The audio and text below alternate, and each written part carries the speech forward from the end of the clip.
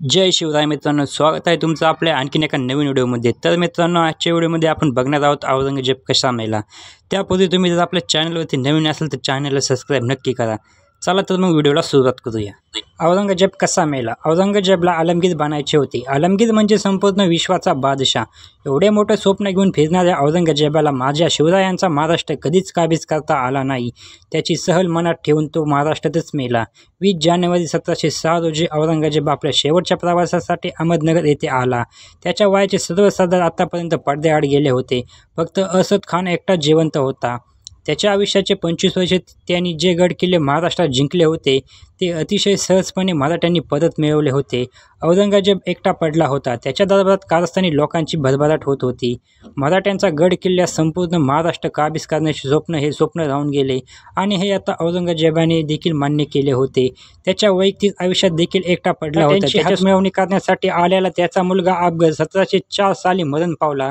त्यापूर्वी 1702 साली त्याच्या मुलीने नजरकैदेत असताना आत्महत्या केली।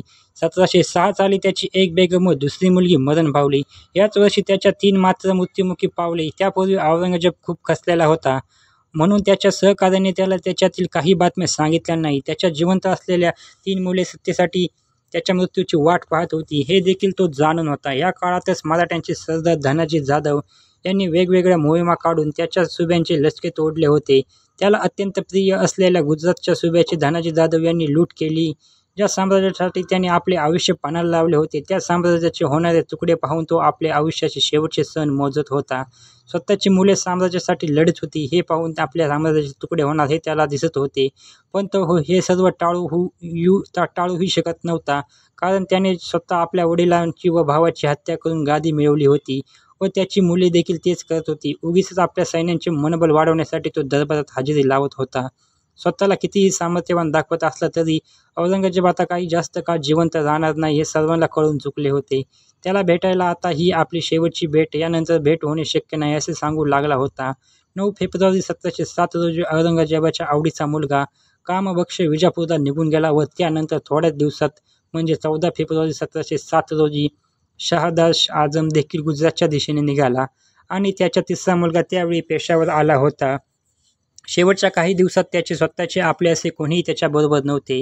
याच दिवसात त्याच्या कामबक्ष व आझम या 2 मुलांना पत्र लिहिले। त्या पत्रामध्ये त्याने असा उल्लेख केला होता की छत्रपती शिवाजी महाराज यांची आग्र्याहून झालेली सुटका ही त्याच्या आयुष्यातील सर्वात मोठी चूक होती, हे देखील त्याने आपल्या मृत्यूपत्रामध्ये नमूद केले आहे। अखेर 20 फेब्रुवारी 1707 रोजी सकाळी औरंगजेब आपल्या प्रार्थना करण्यासाठी सुरुवात केली व त्यास श्वासोच्छ्वास जड जात होता, पण त्याने प्रार्थना पूर्ण केली।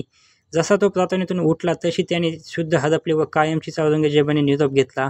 औरंगजेबाचा मृत्यू दुसऱ्या दिवशी म्हणजे 21 फेब्रुवारी 1707 रोजी त्याचा मुलगा आझम शाह यांनी परतच औरंगजेबाचा अंत्यविधी केला व स्वतःला बादशाह घोषित केले। आपला मृत्यू शुक्रवारच्या दिवशी व्हावा अशी त्याची इच्छा होती।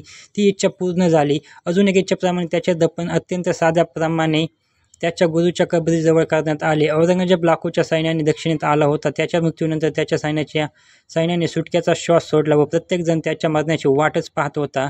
कित्येक वर्षानंतर ते आपल्या कुटुंबाकडे उत्तरेस जाणार होते। अशा प्रकारे त्याचा मृत्यू झाला।